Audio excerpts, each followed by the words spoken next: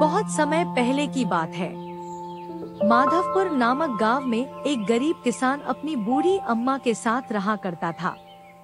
उसके पास एक छोटी सी जमीन थी जो कि बंजर हो चुकी थी। फिर भी वह दिन रात उस पर मेहनत करता था। मोहन बहुत ही मेहनती और ईमानदार था।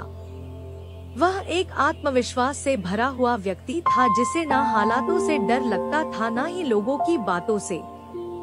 हर दिन सूरज उगने से पहले ही वह उसी आत्मविश्वास के साथ उठता और अपने खेत की ओर बढ़ता जहां सिर्फ बंजर जमीन थी, लेकिन उसके सपनों की हरियाली छिपी हुई थी।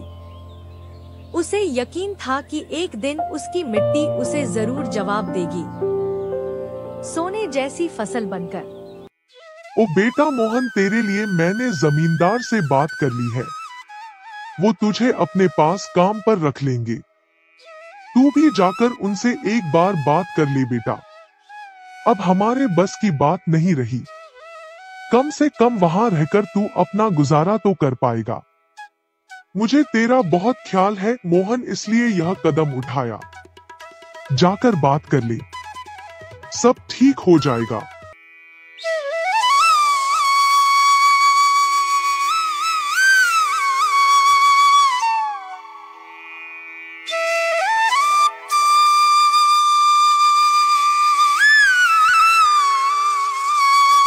अम्मा, तुमने क्यों बात की वहाँ?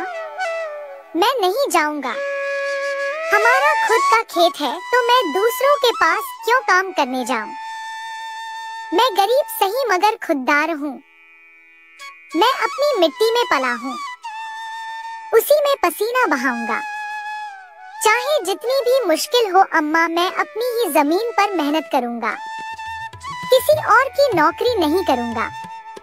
अरे मोहन, उस बंजर जमीन में क्या उगाएगा तू? वो जमीन अब बिल्कुल बेकार हो गई है बेटा। ना उसमें नमी बची है ना जान। तू अपनी जिंदगी यूं ही जाया कर देगा। उस जमीन को संवारते संवारते मैं जानती हूँ तेरा हौसला बड़ा है, पर बेटा हौसले से पेट नहीं भरता। तू मेरी बात मान ले। वो जमींदार कम से कम तुझे रोज की रोटी तो देगा। अपनी जिद छोड़ दे बेटा। तू थक जाएगा पर वो जमीन कुछ नहीं देगी तुझे। अरे अम्मा, तुम बेकार में ही इतनी परेशान हो रही हो। देखना, एक दिन मैं उसी जमीन से सोना निकालूंगा। यह जमीन ही हमारी सबसे बड़ी ताकत बनेगी।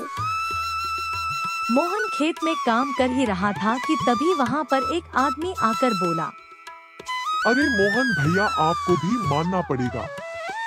आप फिर से इस बंजर जमीन पर मेहनत कर रहे हैं। अरे मंगेश भैया, अब क्या करें? जमीन हमसे ज्यादा मेहनत करवा रही है, पर क्या करें? धरती तो माँ समान होती है। जैसा वह चाहे वैसा ही करना पड़ता है।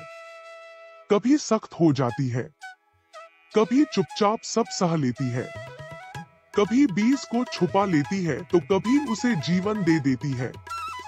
हम तो बस उसके बच्चे हैं जो उसके हर रंग को अपनाना जानते हैं।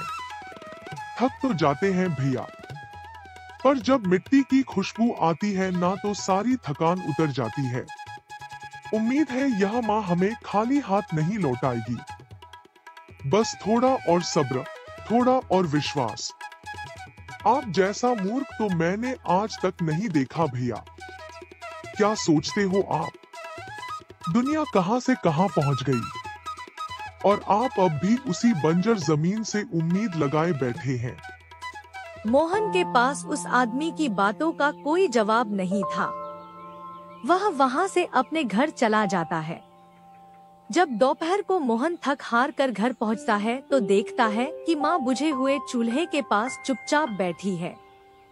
क्या हुआ अम्मा? तुम ऐसे क्यों बैठी हो? खाना क्यों नहीं बनाया? क्या बात है? बेटा, चूल्हा जलाने के लिए लकड़ियाँ नहीं है, इसीलिए चूल्हा कैसे जलेगा?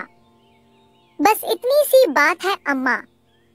मैं अभी जाकर ले आता हूँ लकड़ियाँ। मोहन लकड़ियाँ लाने जंगल चला